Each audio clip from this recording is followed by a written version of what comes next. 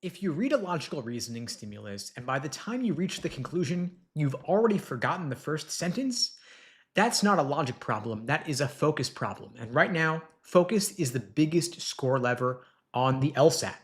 With logic games off the test, what's left is pure reasoning. You've got dense reading comp passages, arguments with rather subtle assumptions, and answer choices that differ by only one word from each other, like most versus many, or likely versus certain, or some versus all. If your attention drifts for even a few seconds, you're going to miss that.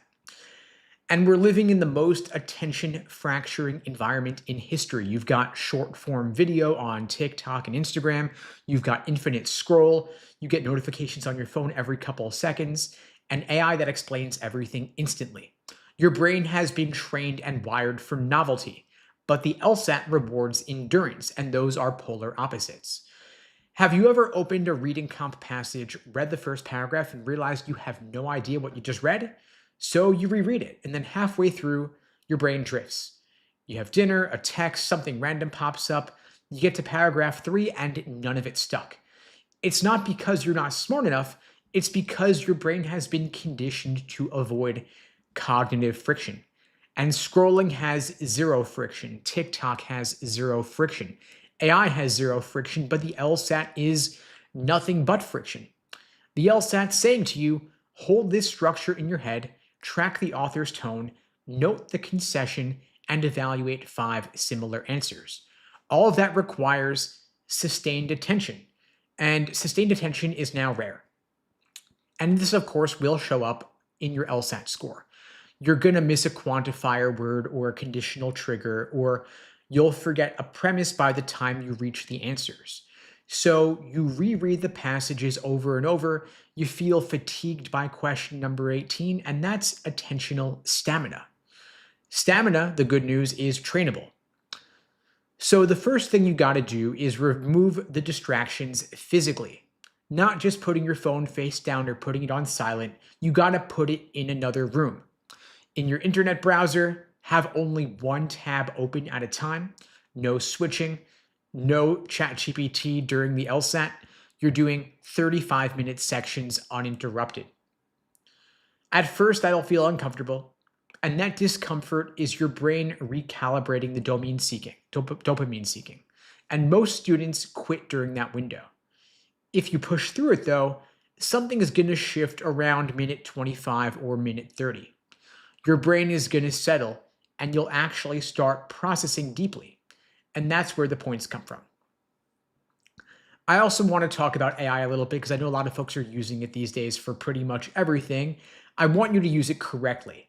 It's not necessarily the enemy. Passive thinking is the enemy. So if you get a question wrong, don't just ask AI for the explanation immediately. First, I want you to explain the argument out loud. What's the conclusion? What's the assumption? Why is your answer wrong? Then, if you use AI, tell it, don't give me the answer, but rather interrogate my reasoning. Make it challenge you. If you can't defend your answer verbally, you didn't understand it yet. The LSAT tests your reasoning, not your recognition of explanations. I also want you to rebuild your reading endurance. Every day, I want you to read at least 20 pages of dense nonfiction. Can't be on your phone. You can't have your phone nearby. You can't copy paste it into AI and ask it to summarize. You can't do any highlighting. Just pure reading, uninterrupted. Because reading comp is central. The entire test, you could argue, is a test of reading comprehension. And if you build real reading endurance, something interesting is going to happen. Your logical reasoning will improve also. You'll actually be able to hold the whole structure of the argument in your head at once. You won't need to skim anymore. And that will allow you to engage more analytically with what you read, and that alone could get you some points. Now let's zoom out for a second. The difference between a 160 and a 168 on the LSAT is not 8 questions. It could be tens of thousands of dollars in scholarship money, could be getting into better schools, could be getting more scholarship money, could set you up for an entirely different and better career trajectory, giving you more options upon graduating. And so if the bottleneck between you and that jump is focus, that's actually kind of exciting because you can train focus. You can't change your IQ in 3 months, but you absolutely can change your discipline, your attention, and your focus. Now, if you say you don't have time to build focus, but you spend an hour a day scrolling on social media, the issue isn't time, it's how you are prioritizing your time. I'm not saying you got to delete every app, and social media has its benefits, but I'm saying that while you're studying for the LSAT, your time matters. I want you to schedule distraction-free blocks on your schedule and expect it to feel difficult. Expect to experience some resistance to the idea. The first week of this is going to feel harder than it should because you're going to crave stimulation, and that's normal. But if you can get past that first week, you're going to get more clarity. And that's going to show up as fewer rereads on the LSAT. Your conditional reasoning is going to get a lot cleaner. You're going to be able to recognize flaws faster. You'll second guess yourself less because you were actually present when you were reading the text. Now, the students who break into the 170s usually have one thing in common that separates them from the rest. They can sit with a hard problem longer than everybody else, not because they're natural born geniuses, but because they can tolerate mental strain. And in a distracted world like we live in right now, that's pretty rare. So what you're fighting for here is not against AI or social media. You're just fighting for control of your own attention. And in the modern LSAT, the person who controls their attention controls their score. So that's what you want to train. And if you'd like my help training your focus, your ability to stay engaged with the LSAT for 35-minute sections, 4 of them back to back, I'm happy to help you out. I'm offering free LSAT tutoring lessons for everybody watching this now or later. The link to book that free tutoring lesson with me is unpluggedprep.com/start. The link is below this video on YouTube, pinned in the chat on YouTube, in my bio on TikTok and Instagram as well. That is an open offer for everyone watching this now or later. And if you find these lives helpful, I do them every single weekday, same time, same place, 2 p.m. Eastern, 1 Central, 11 Pacific, here on YouTube, TikTok, Instagram, wherever you're watching this. I see a ton of questions here in the chat. I'll get to as many of those as I can. Keep them coming, and I'll get to them as I can. All right, so I see here question from Zanahoria asking, I need to get rid of TikTok. More of a comment than a question. But yeah, I mean, the truth is that it may be doing you more harm than good at this point in your life right now if you're trying to train your focus. Again, it has benefits, of course. One middle ground you might have is to only segment it for certain hours of the day. Like you can only open the app between these days and these times. Or you're only going to engage in lives rather than short form videos because lives are, of course, longer in nature. They're not trying to do the same hooks and tricks to get you engaged and get your attention. There are plenty of apps that help you limit your use of certain apps to certain times for certain periods of time. So you might want to look into some of those as well. And so you're saying you have only 6 weeks left. So I'm guessing that you're taking the LSAT in April. The good news is you can improve your LSAT score significantly in just 6 weeks. The question is where and how do you devote your time? Are you drilling questions by type and neglecting full-length timed exams? Are you doing nothing but full-length timed exams, but you haven't yet built the foundation in the different sections and the different question types? Should you perhaps be focusing on certain particular weak areas like certain LSAT sections or certain LSAT question types? In logical reasoning, for example, you have roughly 15 different types of questions. Depending on how you slice and dice them, you've got, for example, in logical reasoning, strength and weak and flaw, necessary assumption, sufficient assumption, and so on. Then you've got reading comprehension, of course, which is an entire third of the test. You've then got your pacing and time management to work on, doing individual timed sections, working on where you flag and skip, where you slow down, where you speed up. And then, of course, you've got full-length timed exams to build up your endurance. And so every student should hit one of those phases of prep at some point. But the phase you should be focusing on right now is unique to you and depends on your weak areas and your struggles. And part of the issue with studying on your own is that you don't know what you don't know. You can't see your own blind spots. And so If you're going it alone right now and you're looking for some support, if you need some consistent guidance and accountability, someone who can give you that third-party objective perspective, you can reach out or DM me. I'm happy to do the free LSAT tutoring with you, help you talk through your plan of attack, help you craft a personalized study plan. Just checking in for other questions here. Mia's asking, how many letters of recommendation should I send? At minimum 2, maybe 3, 4 at the absolute max. They can be from professors, they can be from employers, they could be from a volunteer coordinator or supervisor, someone who's supervised you and can speak to you relative to others in a similar position. If it's been a long time since you were in college and you can't get letters from professors, that's totally fine. They can be employer only. Don't over-index on the prestige of the recommender. Focus instead on how well they actually know you.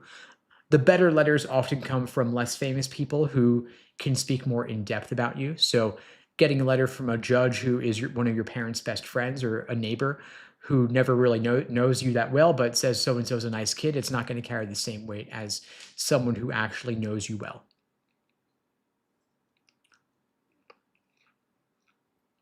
Haruka asks, can people get into top law schools with 2 numbers, a 4.0 GPA and a 175 LSAT with a mediocre resume?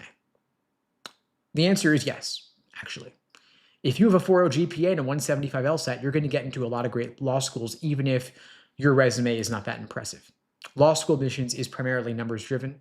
That's because law schools care a lot about their ranking in the US News and World Report rankings scheme, and that's primarily determined by numbers. A qualitative metric like your resume or your essays won't carry the same weight. I'm not saying that you should disregard your resume entirely, give every component of the application your full effort, but I would rather you have a worse resume and better numbers than a better resume and worse numbers. ICD Lopez is asking, what would you do if you had a 2-point low GPA and graduated 5 years ago? Okay, so your GPA is not that great. I would focus on the LSAT.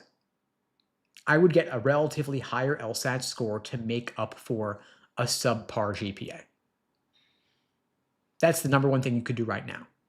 And the good news is that law schools weigh your LSAT score more heavily than your undergraduate GPA. So for that reason, you don't need to worry that much about the low GPA. And that's the number one factor you can control right now at this stage in your life. Your GPA is fixed. You're not going to redo undergrad. I'm not going to recommend that you go out and get a new job or a new volunteer position just to try and pad your resume. Just get a higher LSAT score to offset the GPA. That will do more for you than anything else right now. I see Zanahoria is asking, I do 4 hours a day, 2 hours in the morning and 2 hours in the evening, but reading comp is still a challenge. Okay, so I mean, 4 hours a day is a pretty good amount of studying. I wouldn't necessarily recommend doing anything more than that. If you're studying for the LSAT full time, you could do 5 or 6 hours a day of studying, but that would be the absolute max. If reading comp is still a challenge, I'm curious what percentage of your LSAT prep time right now is devoted to reading comp in particular.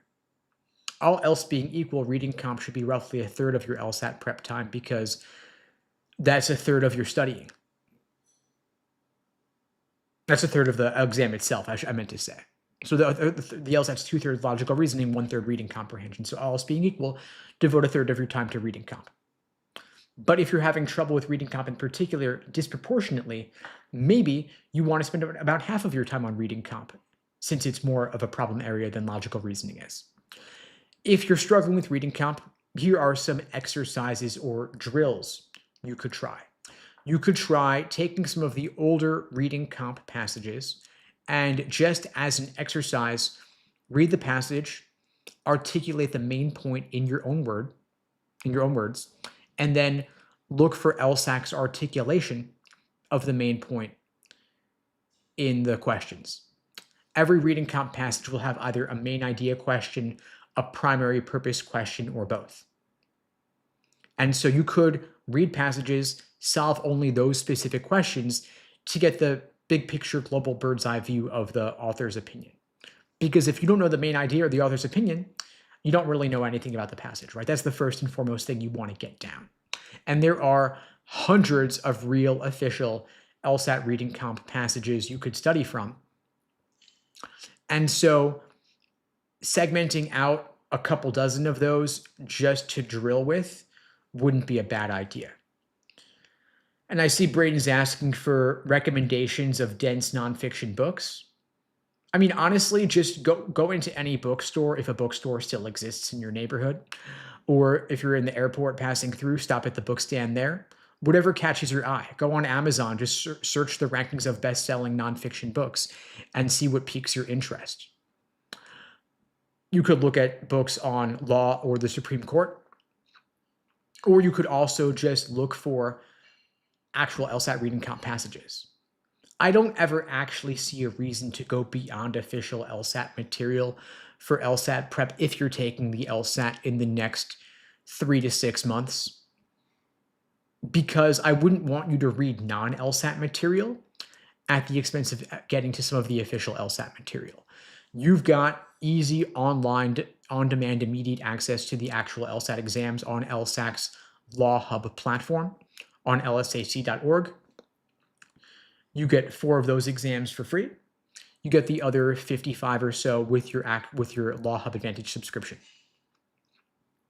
So if you're just kind of dipping your toes in the waters of the LSAT, if you're early, just do the free exams. If you're seriously studying, get the Law Hub Advantage subscription. I would study those before doing anything else. If you're super early, if you're studying, if you're looking at this 2 to 3 years out and you wanted to read a book on the Supreme Court justices or the law in general, of course, just look at the nonfiction listings and see what catches your interest and get it from the library or get it on audio if you prefer. But of course, the point here is actual reading, right? When it comes to actual LSAT studying, I don't actually recommend using books just because the LSAT is online now. And so while reading a physical book could perhaps help to train your focus because it doesn't have all the built-in digital distractions of using a device, I would say when it comes time to actually study for the LSAT, study digitally, get familiar with the software that you'll actually be taking the LSAT with. And to Soft Life's question here, if you have an LSAC fee waiver, you get a full year of Law Hub Advantage for free. So take advantage of that. No pun intended, by the way. But yeah, just go into lsac.org, apply for the fee waiver. If you can demonstrate financial need, they'll give you Law Hub Advantage for free. And there are 59 numbered official LSAT practice tests right now available. Then there are several others that you can get as drill sets or individual sections for additional practice. And so I would recommend that you, if you're very early, just do the drill sets or the individual sections. And then when you're ready to get into this more seriously, use the official practice tests. And to Zana Horia's question here, if you find the economics passages confusing, then do more economics passages. If that's the topic that you don't like, that you struggle with, more so than others, then focus more on those. There are 4 different types of passages in terms of broad topics. You have natural science, social science, humanities, and law. I suppose economics would fall under social science. But there will be dozens of economics passages you could study from, and there are categorizations and lists of those online. Just scanning through for other questions here.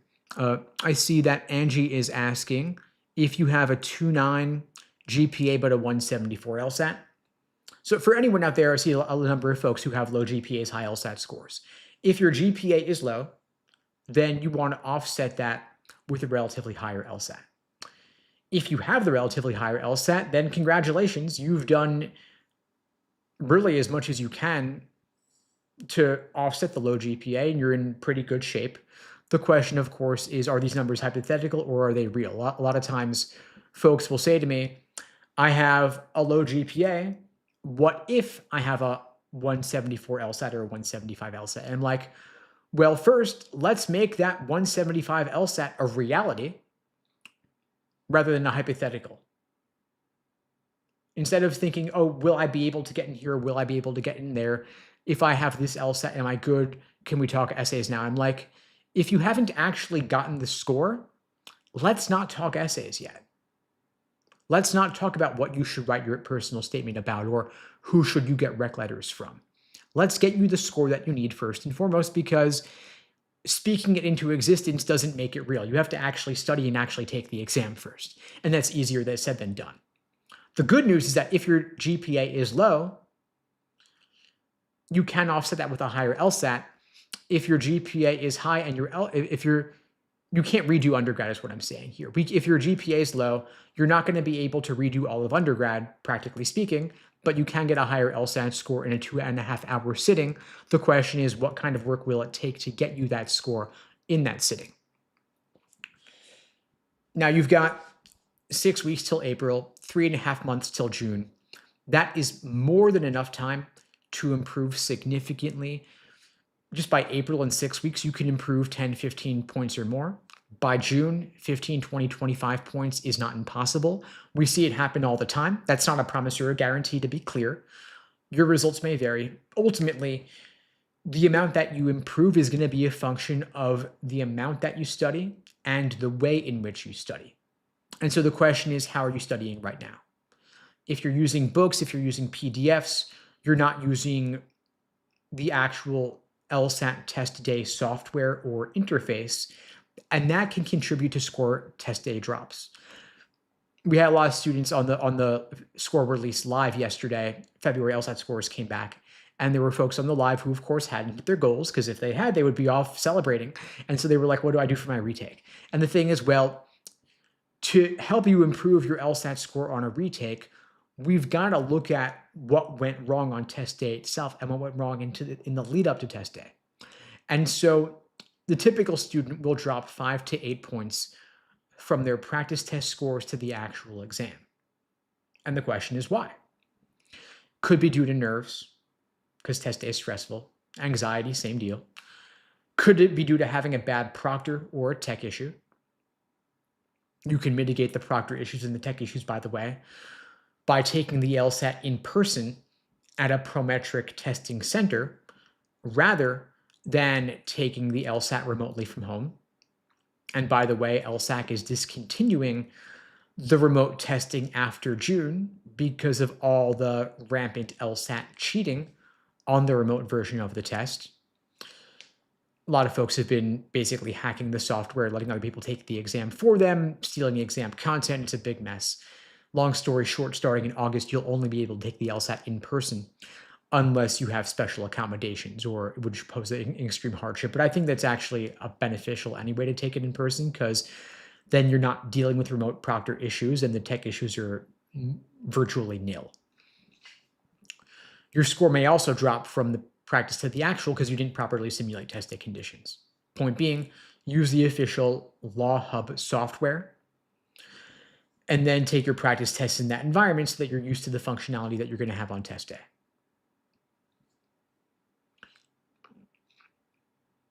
Just scanning through for other questions here. Annalise is asking, if I don't have much work experience on my resume, will doing volunteer work help it look better? Yeah, it'll help. I mean, if your resume is looking pretty blank, if it's looking pretty light and you want to fill in a couple of lines with some volunteer work, then yeah, by all means do it. But again, do you have the LSAT score already?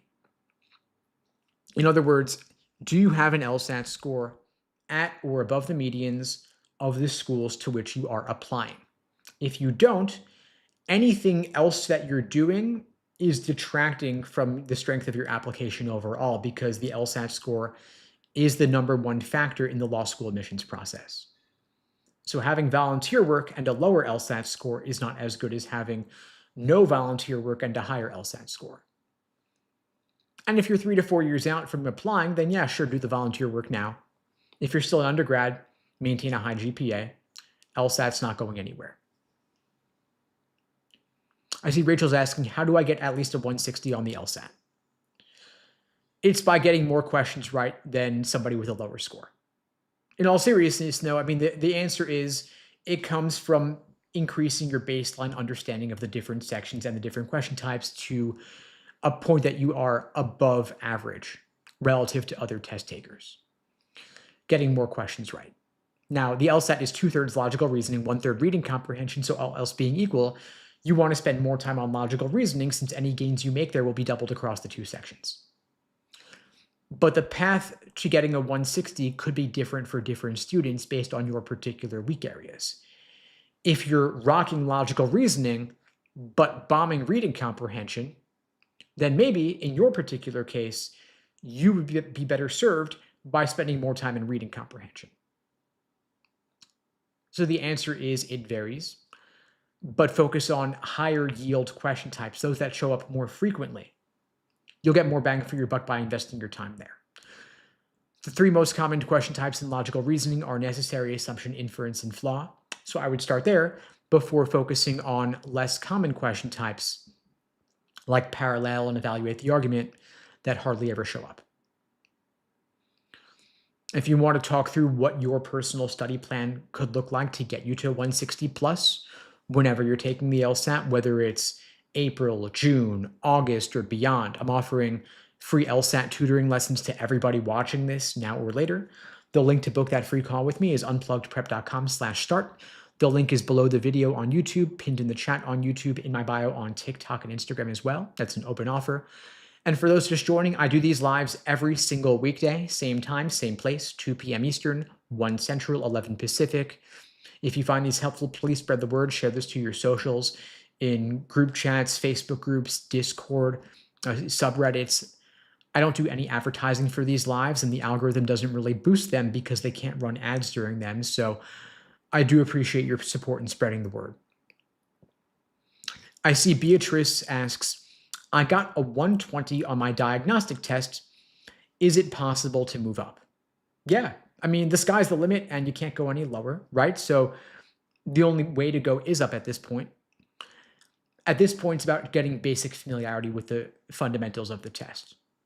I don't know how long you've been studying for. A lot of diagnostics are cold diagnostics, meaning that you haven't done any prior studying. And so any studying that you do should raise your score, because when you're just starting off, you don't know a whole lot, right? So there's roughly 15 different types of logical reasoning questions. You've got reading comp as well. I would say get yourself some support. Get yourself a course or some coaching, a custom study plan, a syllabus to work you through the different sections and the different question types, giving you exposure to the proper perspective, the step-by-step approach for each section and each question type. The most common types, like I said, are necessary assumption, inference, and flaw, so I would start there. Get yourself a resource that walks you through how to approach each one of those types, both with the theory, the background, and then application, doing some practice questions related as example exercises to help drill the skills. At LSAT Unplugged, we offer a variety of different types of LSAT prep support. We give you on-demand courses, giving you that breakdown of the fundamentals. We give you private coaching in a one-on-one context. We give you access to live, semi-private small group sessions in the evenings, but those are all optional and all recorded for any that you can't make. And we give you a custom study plan built to accommodate your weak areas and your personal schedule, because we know that everybody has different obligations like work and school, family obligations. And so we help you craft your LSAT study plan around the other things you have to do in life so that you don't burn out, but you're also able to make it a consistent priority every single week. But if you are in college, or if you have kids, or if you are working, your study plan will look different than someone else's based on the other things you have to do. I see Joseph asks, right now, I'm a sophomore listed as a junior, so I'm going to graduate a year early in May 2027. When should I take the LSAT? Okay, so I'm guessing that you're graduating a year early, and so although it's only your second year, you're actually effectively a third year. Cool, awesome.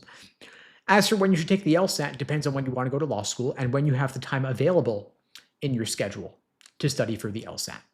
Your LSAT score is good for 5 years.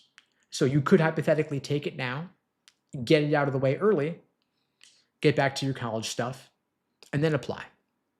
If you want to go straight from undergrad into law school, I would recommend you take the LSAT no later than the summer before your senior year so that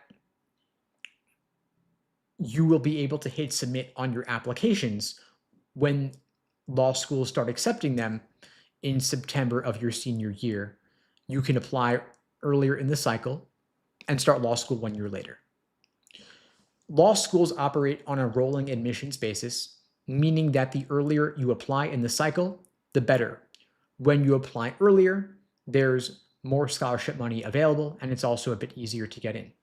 When you apply later in the cycle, it's a bit harder to get in. There are fewer seats available at that point, and there's a bit less scholarship money available. And so those of you who are a bit earlier in the process watching this now, planning to apply this fall at the earliest, you're in a pretty great position because you could take the LSAT in April or June or August. Any one of those test dates, maybe all three of those test dates. And then you can apply in September as soon as applications open. For timelines, I like taking the LSAT in April for your first take, June as your second take as a backup, or June as your first take, and August as your second take. I like retaking the LSAT because there's really no downside. Law schools only take into consideration the highest LSAT score on your record. And so if you retake and you do worse, no big deal. If you retake and you do better, you're now applying with a higher score.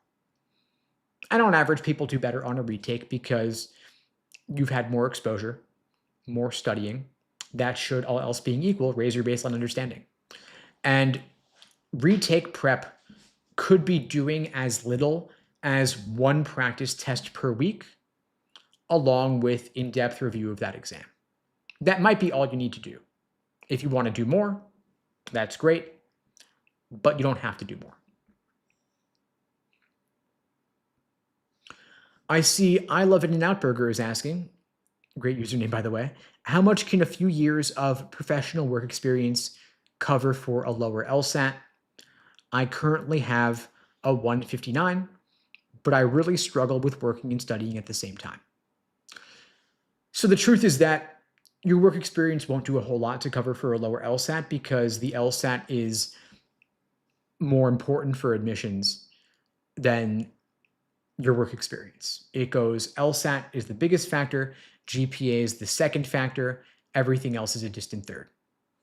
And so my recommendation for you would be to get some support in crafting a study plan that allows you to simultaneously maintain your work obligations while also doing at least an hour or two of LSAT prep per day on the weekdays, and then maybe a bit more on weekends. And this is actually something we help a lot of our students with. Many of our students in our coaching programs are working full-time, or they're in school full-time, or they have family obligations, or all of the above. And so I think we need to structure your schedule a bit differently to help you get more LSAT prep time into your day without burning you out. And it could be that maybe you just do an hour a day on weekdays and then you do 4 hours on 1 or 2 weekend days. That might be enough, but I wouldn't want you to bank on your work experience to cover for a lower LSAT because the LSAT is the biggest factor in admissions. I wouldn't assume that the LSAT's a done deal. I'd want us to raise your LSAT score ultimately as the best thing we could do for you right now. I see Avneet's asking, is taking the LSAT 4 to 5 times a bad look? What if it means a bump from a 169 to a 174? Hey, I mean, if you got a 174 up from a 169, they're not going to care how many times you took it.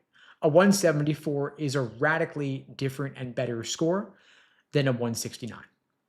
That's raising you up from approximately 95th percentile to approximately 99th percentile. That's a big difference. Those 5 points mean a lot at the top end.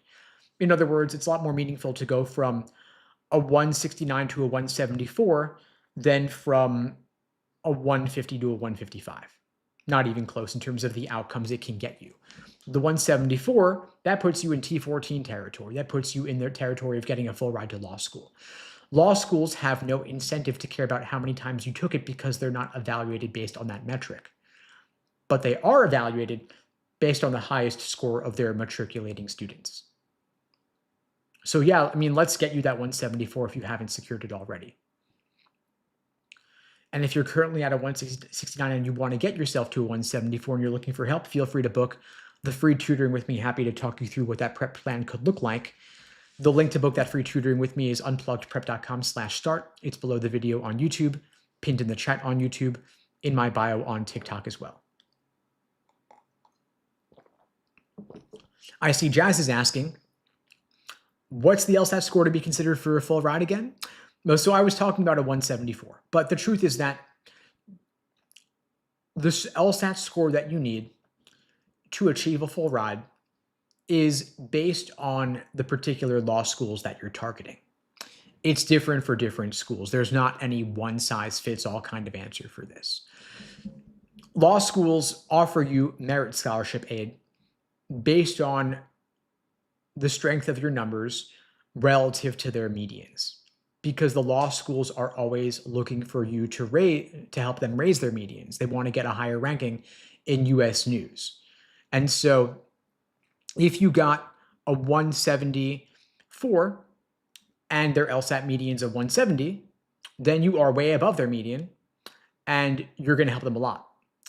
If you got a 169 and you're below their median, you're going to hurt their rankings. But it all depends on what their current medians are. And if you're not sure what kind of score you need to get a scholarship or get a full ride, you can look up the medians for both LSAT and GPA of any law school out there. Any law school in the US will have submitted a 509 report to the American Bar Association. So if you just Google a given law school's name, like Harvard Law 509 or Yale Law 509, you'll see what kind of numbers are needed to be competitive for a given school. And if your GPA is below the median, you're going to want to have an LSAT score above the median to compensate just to get in. And then you'll want to have a number even higher than that otherwise to get scholarship money. And so the way I would look at it as getting an LSAT and GPA above the median might get you in. Getting an LSAT and GPA above the 75th percentile will likely get you some significant scholarship money. And the higher your numbers are, the more likely you are to not only get in, but to get scholarships and get a full ride. Of course, no guarantees. Things vary by cycle, and the schools are always looking to raise their medians, and they're a trailing metric of last year's numbers. And so take them with a grain of salt, always shoot higher. I see Ashton's asking, do you have a paid study plan with tutoring? And so, yeah, in our LSAT coaching programs, it's not just the coaching. We give you a full support system. We have found from our experience that coaching alone is helpful, but it's even more powerful when paired with a customized study plan, because we want to give you guidance on what to work on outside of the coaching. The coaching might just be an hour or two a week. The question is, what do you do with all those other hours of studying? We want to give you the proper guidance to help you study more effectively on your own in between your coaching sessions. And so we're going to give you guidance on which lessons to complete on our course platform, which LSAT questions to drill, which practice tests to take. And then we're also giving you access to live semi-private small group sessions in the evenings, but those are all optional and recorded in case you can't make any of them. And then you have the on-demand course lessons for studying outside of the coaching and the small group sessions as well. And Ashton, if you or anybody else wants to talk through what that could look like, you can book the free LSAT tutoring lessons with me. I offer one for free. The link is unpluggedprep.com/start. We could talk through more what that could look like. And the way that we measure success is getting you a score significantly above your starting point. It's all relative, right? So someone who's starting at a 140, for them to achieve a 160 is a great outcome. For someone who's starting off at a 160, we want them to get at least a 170, right? So we look at what's it going to take to get you from your current score to your goal score on your time frame. That's how we measure success. And so if you want to talk through getting your goal score relative to where you're at right now, if you've even taken a practice test, we could talk through that together. I see a lot of questions here in the chat. Apologies if I can't get to all of them. I'm trying to prioritize those that I have not answered recently, either today or the past couple days, and those that I think will help the greatest number of students. So I'm trying to keep my answers a bit broad in nature just to help more folks.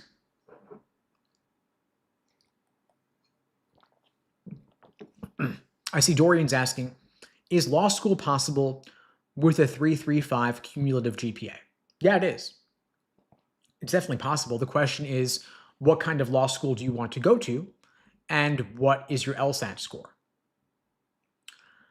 Admissions is a function of your LSAT score and your GPA, with softs playing a relatively more minor role. And so without the LSAT score, that's the biggest missing piece of the puzzle. And then the question is law school possible, or is a good law school possible? Or is a good law school possible with scholarship money? What's your desired outcome here? If we decide the outcome or the goal, we can then work backwards from that and see what is necessary to achieve that goal. Now, your GPA might be a done deal, not dumb. I didn't mean to say dumb. I meant to say done with a D, O-N-E. Might be already fully determined, but the question is, what else can we do to improve your odds of admission and improve your odds of scholarship money? If you take your undergraduate transcript and you send it over to LSAC, they will give you their own rendition of your GPA as they will report it to law schools. And that might go up or might go down relative to what appears on your undergraduate transcript. We then have your LSAT score, which is, again, the biggest missing piece. And so if you look at the law schools that you want to attend, and you look at what kind of GPA and LSAT you're going to need for scholarship money, we can then set an LSAT goal for you and then determine what kind of study plan is going to be necessary to get you to that LSAT score between now and whenever you're taking the LSAT.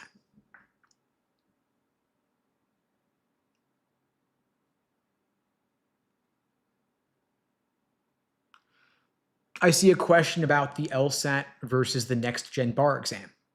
Will the LSAT change because of the new upcoming next gen bar? So for those who aren't aware, just as the LSAT has undergone a lot of recent changes over the past few years, the bar exam's also undergoing some changes, but the two are largely disconnected. The LSAT gets you into law school. The bar exam gets you admitted to the bar to become a practicing attorney after you graduate law school, but they're two separate things. One doesn't really dictate the other.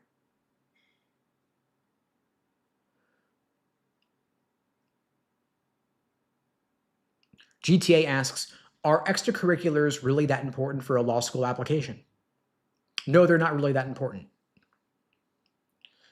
They can help, maybe. They can give some additional context beyond the numbers.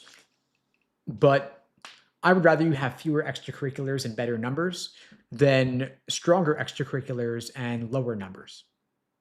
So don't do extracurriculars at the expense of your undergraduate GPA or the expense of your LSAT score.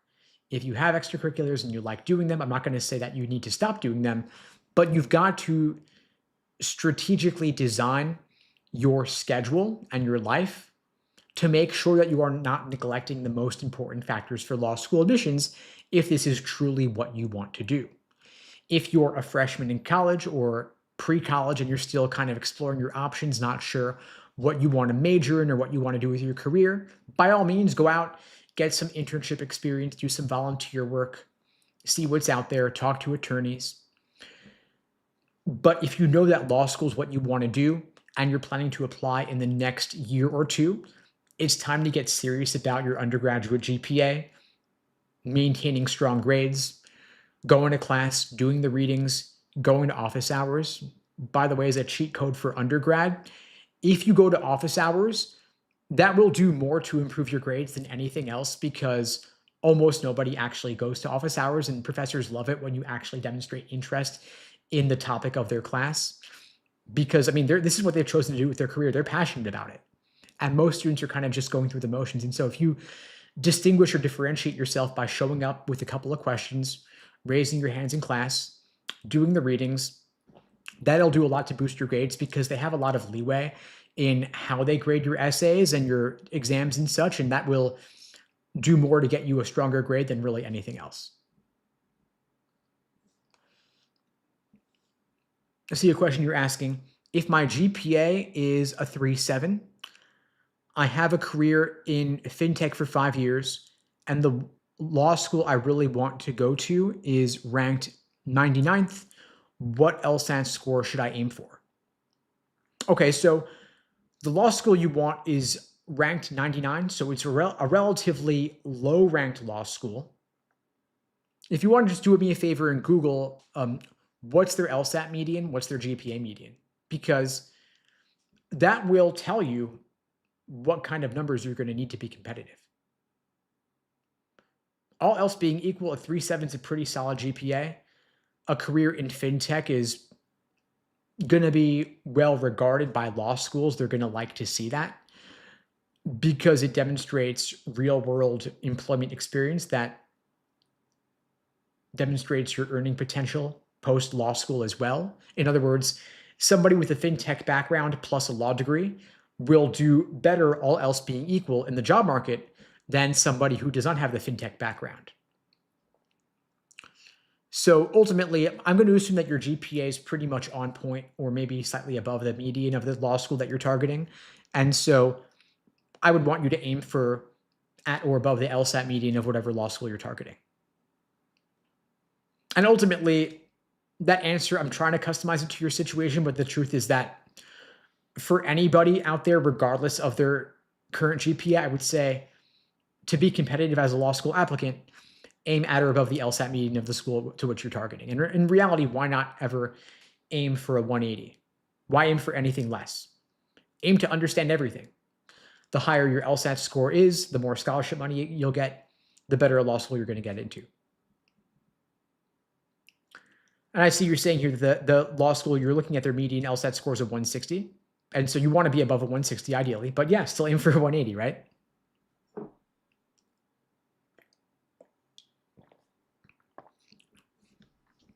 I see Ayan is asking, I was 23 points away from my target score. I want to take it again in April. Thoughts? Okay, so we've got to improve your LSAT score by 23 points in the next 6 weeks. That is a significant score improvement. So we've got to radically change your LSAT study plan. Whatever you were doing before likely wasn't enough to get you to your goal because you're still 23 points short. So the question is, what did you perhaps neglect in your previous LSAT prep that you could then change next time around? Because you've only got 6 weeks and you want to improve a pretty significant degree, if I were up to me, I would put you in a more intensive boot camp style program where you get live coaching 7 days a week. The way we typically run the boot camps is you get 3 hours of private one-on-one coaching every single week, along with 4 semi-private coaching sessions every single week for a total of 7 sessions a week, live coaching every single day. We also pair that with a custom study plan, personalized to your schedule, your availability, your weak areas, your learning style. And then we also give you access to our comprehensive on-demand course. And so if you want to talk through what that could look like for you, the next step is to book a free LSAT tutoring lesson with me. The link to book that lesson is unpluggedprep.com/start. The link is below the video on YouTube, pinned in the chat on YouTube, in my bio on TikTok and Instagram as well. And that's an open offer for everybody, by the way, not just Ayan or account not found. Happy to meet with all of you personally and talk you through what your LSAT prep plan could look like. We always personalize it based on your current LSAT score, your goal LSAT score, and your time frame. So somebody who wants to improve 10 points over the span of 6 weeks, their plan is going to look very different from somebody who wants to improve their score by 20 points in 3 months. And if you want to improve 23 points in 6 weeks, it'll also look different yet again. We always want to adjust the degree of support to the goal to achieve within a given time frame. It's not a one-size-fits-all sort of thing like the mass market courses. I see a question about how I studied for my LSAT and what my score was. Okay, so I've been teaching the LSAT for over 20 years, by the way. I've been doing this since 2005.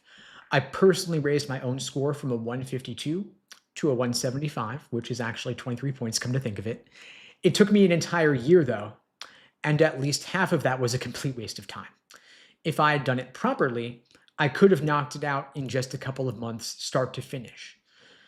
Because the LSAT, the thing is, it's a test of pattern recognition. It's not memorization. It's not cramming. It's just skills and pattern recognition. Because they test the same methods of reasoning again and again and again with different surface level window dressing. And so if you can get to the root cause of the mistakes you're making and why you're making them, you won't make the same mistakes again. Because when you see a new question in a different context, but it has the same underlying method of reasoning, you won't have to reinvent the wheel under timed conditions. Because you're going to see that although in one case the topic is climate change, in the other context it's heart disease, the other context is dinosaur extinction, but underneath all that is still correlation causation, or confusing necessary and sufficient conditions, or it's ad hominem personal attack, or false dilemma. There's a limited set of tricks and traps. They're using a different set of methods of limited set of methods of reasoning.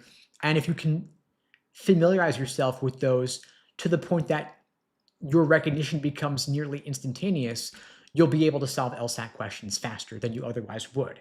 And so part of why students are slow at the LSAT is because they haven't developed that muscle memory.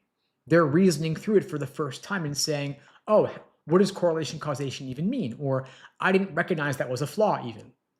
And so part of what we do is we show you the patterns in the reasoning because there is a pretty limited set of them. And so what we want to do is we want to help you recognize methods of reasoning faster and help you determine which tricks and traps you're personally prone to falling for so that you can avoid making the same mistakes again.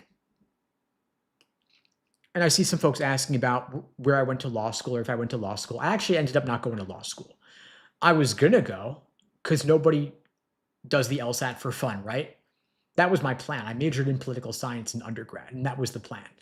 But after I got my 175, I started helping out friends with their LSAT prep because I had majored in political science. A lot of my friends were also poli-sci, so they were also pursuing law school, started helping them out. They would buy me dinner or drinks, and I would go over some LSAT questions with them, and then it became friends of friends, and it kind of just snowballed from there. I started a website. I started a blog back in 2008. It's still online, by the way, called LSAT Blog, quite literally. And then I started doing YouTube videos pretty regularly about 7-8 years ago. And then just kind of never stopped, kept going. Here I am. And so I love this, by the way. I find the LSAT fascinating, endlessly fascinating. It's a lot more complex than some of the other exams out there, like the SAT or the GRE. I think it's a legitimately more interesting exam. And I actually have a lot of respect for the people who create the questions because they're pretty tricky. They're pretty sneaky. And there's a lot of nuance and subtlety to the tricks and traps of the test. So yeah, I'm having a lot of fun with this. See a question asking, so I don't want the LSAT to go away then. Well, the LSAT definitely is not perfect. I think that standardized tests as a general rule are overemphasized in applications or admissions in general. When I tell people that they shouldn't focus on extracurriculars or work experience, I think it's a shame because I think that the LSAT does not reflect the depth of someone's life experience. Like, who you are as a person is more than just a number. You are more than your GPA or your LSAT score. And I think that your essays can bring out the more human side of who you are. And I wish they had more weight. But I do think that it has a lot of usefulness as a tool to serve as an objective metric when ultimately they've got to compare thousands of applicants with different backgrounds who went to different universities, who have different majors. And there's also grade inflation as a problem as well. And so no metric is really perfect. And they've tried to come up with other exams besides the LSAT, but I think the LSAT is still the best exam for law school admissions purposes. It has a pretty good demonstrated correlation with first-year law school grades and bar exam rates. I'm not saying it's perfect, of course, but I think it's pretty good for what it does. And the problem is that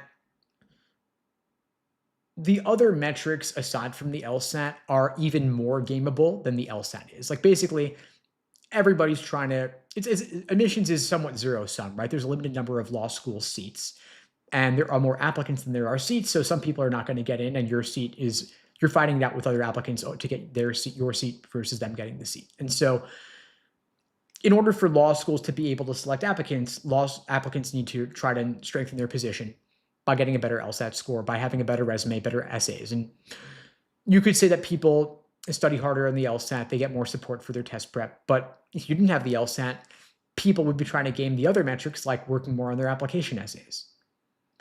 And a lot of folks have historically spent thousands and thousands of dollars to get admissions consultants to help them with their application essays too. But ultimately, you are the only one who will go in on test day and take the exam. Nobody else can take the exam for you, cheating aside, which they are clamping down on, right? And so you can get someone else helping you with your essays, and you can submit an essay that hypothetically somebody else wrote. Law schools aren't going to actually know it was you. In contrast, you are the one taking the LSAT.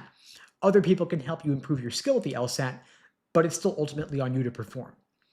And I think for that reason, because it is proctored, because it's apples to apples with other people applying, it's the same exam ultimately, I think it's really the worst metric except for all the other metrics, kind of like what Churchill said about democracy. So I think it's pretty good, and regardless of whether we like it or not, it's here, it is what it is, and it's not going anywhere, despite the test optional movement. Although you do have the GRE and even some people getting in with 0 exams at all, the vast majority of law school applicants are accepted with an LSAT score. Fewer than 5% of applicants are getting in with the GRE, for example. It's really a trickle. So for all the headlines the GRE got, law schools are still primarily using the LSAT for admissions purposes because they want to know that you're going to do well in law school. They want to know that you're going to pass the bar. If a given law school's bar passage rate falls too much or too many people flunk out, the law school itself gets put essentially on notice and becomes at risk of losing their ABA accreditation. And that has happened to law schools, by the way. Some of the worst ranked law schools end up getting shut down or losing their accreditation because their students have such poor outcomes. One of the ways that law schools are evaluated is not only their bar passage rates, but also the number of their graduates who are employed in a JD required position within 9 months of graduation. And so basically, if law schools admit weak students who are not able to perform well, the school itself could be shut down. It becomes an existential risk for the school. And so they want to admit people who they think are likely to do well. And for all its faults, the LSAT is the best predictor of a student's likelihood of doing well. And I see Zanahori is mentioning Whittier as one of those schools, exactly, Whittier Law School. And so I think that the LSAT both helps law schools evaluate you, and it also helps you determine your readiness for law school. I hate to say it, but if you cannot achieve a decent LSAT score, it might indicate that you don't yet have the skills to succeed in law school. Not to say you cannot achieve those skills or build those skills. The LSAT is a skills-based test. And so by you getting a higher LSAT score, at least above the median, above at least a 151 or so, you're showing that you have what it takes to succeed in law school and pass the bar later. And you're making a 6-figure investment in your law school education. And so by getting that 155, 160, 165 and beyond, you're showing that you're likely going to do well in law school and you're going to do well with the bar exam as well. And again, if you want my help getting a higher LSAT score, getting into better law schools, getting more scholarship money, I'm offering free LSAT tutoring for everybody watching this now or later. The link to book that free tutoring lesson with me is unpluggedprep.com/start. The link's below the video on YouTube, pinned in the chat on YouTube, in my bio on TikTok and Instagram as well. Open offer for everybody watching this now or later. I'll be back tomorrow, same time, same place, 2 p.m. Eastern, 1 Central, 11 Pacific, here on YouTube, TikTok, Instagram, wherever else you're watching this. I'll see you all then. In the meantime, I wish you all the best and take care. Thanks for joining.